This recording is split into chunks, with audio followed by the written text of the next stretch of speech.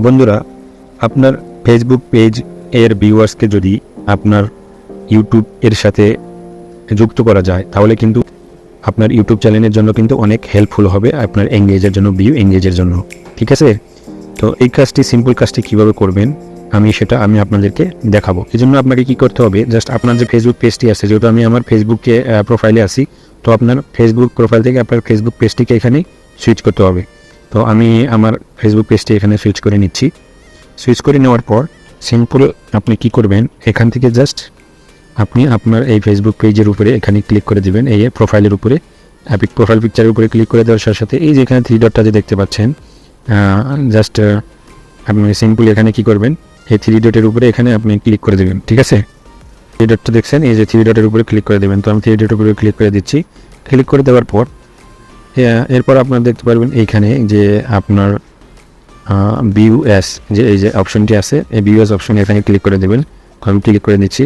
Click করে দেওয়ার পর এখানে দেখবেন যে আপনার ক্ষেত্রে হয়তো এখানে আপনার প্রোফাইল যখন ওই ভিউয়ার্সে যাবেন, ভিউয়ার্সে যাওয়ার পরে আপনার ক্ষেত্রে হয়তো থাকবে এই যেরকম হোয়াটসঅ্যাপ অথবা লাইক বাটন অথবা মেসেজ এরকম টাইপের কোনো কিছু থাকবে। ঠিক আছে?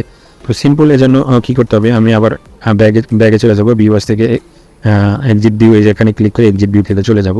চলে যাওয়ার পর এই যে উপরে এখানে লক্ষ্য করবেন, এই যে এখানটা দেখতে পাচ্ছেন এডিট অ্যাকশন বাটন। এই এডিট অ্যাকশন বাটনের উপরে একটা ক্লিক করে দেবেন।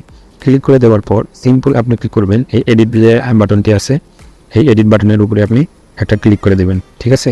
এই এডিট বাটনের উপরে একটা ক্লিক করে দেবেন। তো আমি ক্লিক করে দিচ্ছি। ক্লিক করে দেওয়ার পর এই যে এখানে দেখতে পাচ্ছেন হোয়াটসঅ্যাপের উপরে যে টিক করা আছে, এই টিকটাকে আপনি এটা আনচেক করে দেবেন। আনচেক করে দেওয়ার পর একটু স্ক্রল করে নিচে চলে যাবেন। এখানে এই যে এখানে আসার পর এখানে আপনারা দেখতে পারবেন যে এখানে লেখা আছে এই যে ওয়াচ নাও। ঠিক আছে? এই ওয়াচ নাওটা এখানটা যে দেখতে পাচ্ছেন, এই ওয়াচ নাও এখানটাতে একটা টিক মেরে দেবেন এখানে। ঠিক আছে?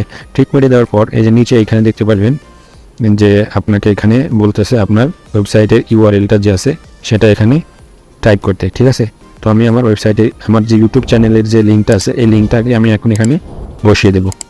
আমি আমার আরেকটি মোবাইল থেকে আমি আপনাদেরকে প্রমাণ সহ দেখাচ্ছি। দেখেন কাজটা হয়েছে কিনা। দেখেন আমি যদি এই যে ওয়াচ নাওতে ক্লিক করে দেই, তো ক্লিক করার সাথে সাথে দেখবেন যে আমার যে ইউটিউব চ্যানেলটি আছে সেটা কিন্তু এখান থেকে ওপেন হয়ে যাবে। এই যে দেখেন, দেখতে পাচ্ছেন কি চমৎকারভাবে কিন্তু আমার ইউটিউব চ্যানেলটি ওপেন হয়ে গেল। তো আপনার ভিউয়ার্সরা কিন্তু আপনার ফেসবুকের ভিউয়ার্সরা ওয়াচ নাও ক্লিক করার সাথে সাথে আপনার ফেসবুকের ভিতরে সরাসরি ঢুকতে পারবে এবং আপনার ভিডিওগুলো দেখবে এবং আপনার এঙ্গেজটা কিন্তু ইউটিউবের ভিউ এঙ্গেজ এবং আর্নটা কিন্তু অনেক বেড়ে যাবে।